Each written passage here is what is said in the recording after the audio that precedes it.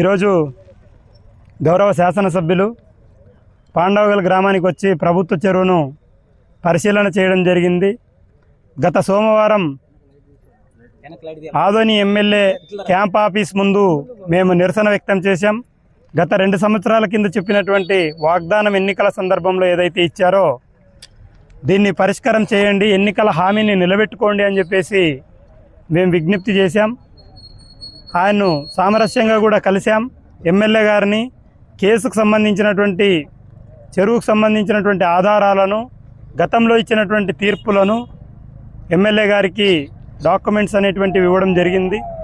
ఈరోజు ఎమ్మెల్యే గారు వచ్చి ప్రతి సందర్భంలో ఎమ్మెల్యే గారు ఎక్కడికి వెళ్ళినా ప్రభుత్వ స్థలాలు లేదా ఎవరైనా కబ్జా చేసిన వాటిలో వెళ్ళి పరిశీలన చేస్తున్నటువంటి సందర్భంలో ఇన్ఛార్జ్ సబ్ కలెక్టర్ గారు, ఎంఆర్ఓ గారు, మండల సర్వేర్ గారు, సంబంధిత అధికారులు దాదాపు 10-20 మంది రెవెన్యూ అధికారులతో మూకుముడిగా వెళ్ళి పరిశీలన చేస్తున్నటువంటి పరిస్థితి ఉంది.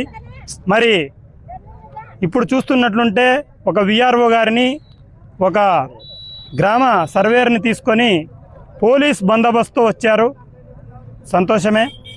మేము అడుగుతున్నది, మా ప్రభుత్వ పెద్ద చెరువు ఏదైతే కోర్టు పరిధిలో ఉందో దీన్ని సాగు చేయనివ్వకుండా ఆపండి అని మేము ఎందుకు అడుగుతున్నామంటే ఇది మా కోరిక కాదు.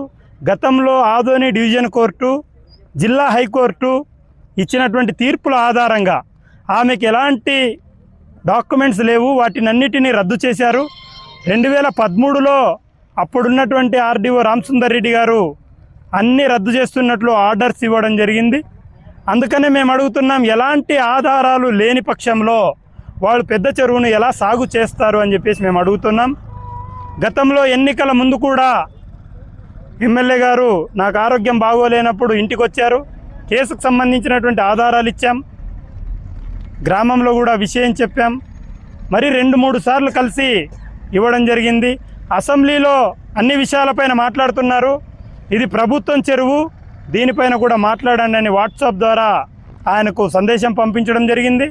వాట్సాప్లో ఆయన అడిగితే కేసుకు సంబంధించినటువంటి పీడిఎఫ్ ఫైల్స్ కూడా అన్నీ ఆయనకు పంపించడం జరిగింది. ఆయన మాట్లాడలేదు. అక్కడ సమయం కుదరలేదేమో, మేము కూడా ఎందుకు మాట్లాడలేదని అడగడం లేదు. ఇప్పుడు ఎమ్మెల్యే గారు మాట్లాడుతున్నటువంటి సందర్భంలో మీరు అధికారులను డౌన్ అనకూడదు, నిర్లక్ష్య వైఖరి నశించకూడదు అని అంటున్నారు.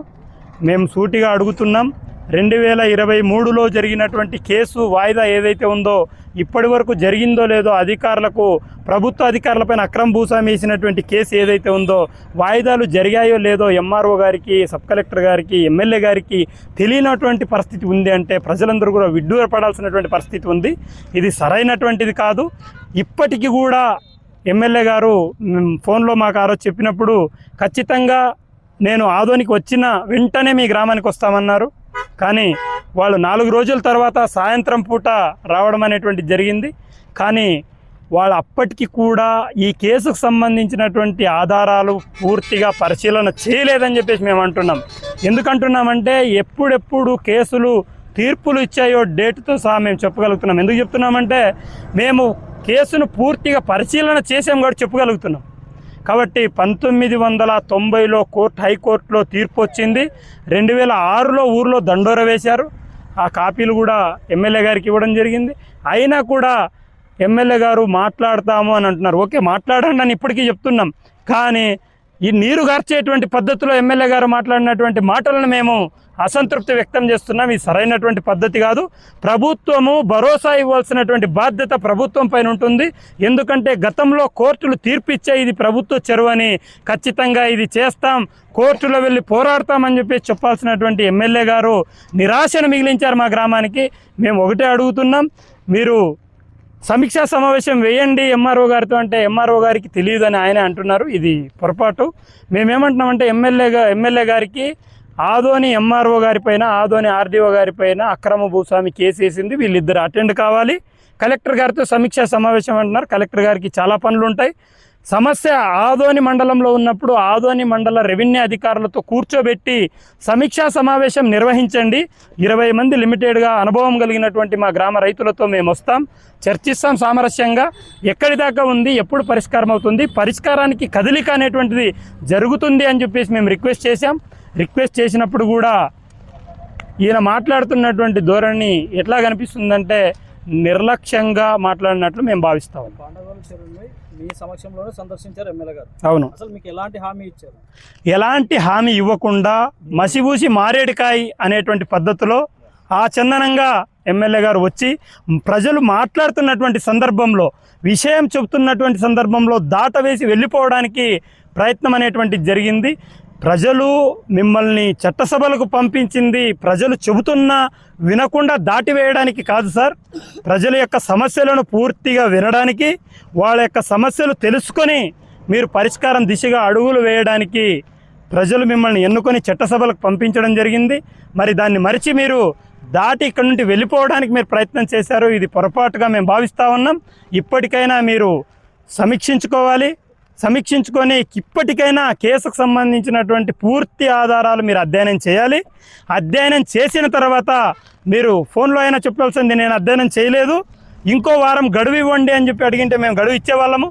ఇప్పటికైనా ఎమ్మెల్యే గారికి ఒకటే విజ్ఞప్తి చేస్తున్నాం, మీరు కేసుకు సంబంధించినటువంటి 3 కేసు కట్టాలు నా చేతిలో ఉన్నాయి.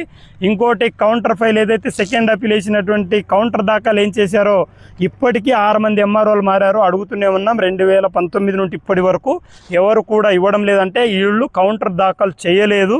ఇప్పటికన్నా వేయండి అని పెద్ద చెరువు సాధన కమిటీగా మేము ప్రభుత్వాన్ని, అధికారులను, ఎమ్మెల్యే గారిని విజ్ఞప్తి చేస్తున్నాం. కోర్టులో ఉన్న విషయాన్ని నేను మాట్లాడకూడదు అని అంటున్నారు కదా. చాలా విషయాలు మాట్లాడగలిగారు, మాట్లాడవచ్చు. మాట్లాడేటువంటి హక్కు ఎమ్మెల్యే గారికి ఉంటుంది.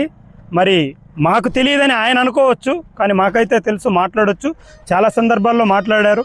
కోర్టులో ఉన్నటువంటివి మాట్లాడేటువంటి బాధ్యత, హక్కు ఎమ్మెల్యే గారికి ఉంటుంది కాబట్టి మాట్లాడతారు. కానీ దాటవేయడానికి ఆ మాట మాట్లాడారు ఆయన. గ్రామస్తులు ఆవేశపడుతున్నారు, ఆవేశపడకూడదు కానీ ఆయన ఒకటి సోదరా, మీకు అందరికీ ఒకటి చెప్పేది ఏమంటే, శాసనసభ్యుడు అంటే ఏమి? శాసనాలను ఎవరు, చట్టాలు చేయడానికి ఎవరిని పంపించిండేది నియోజకవర్గం నుంచి? మరి తాము చట్టాలు చేస్తున్నారు కదా.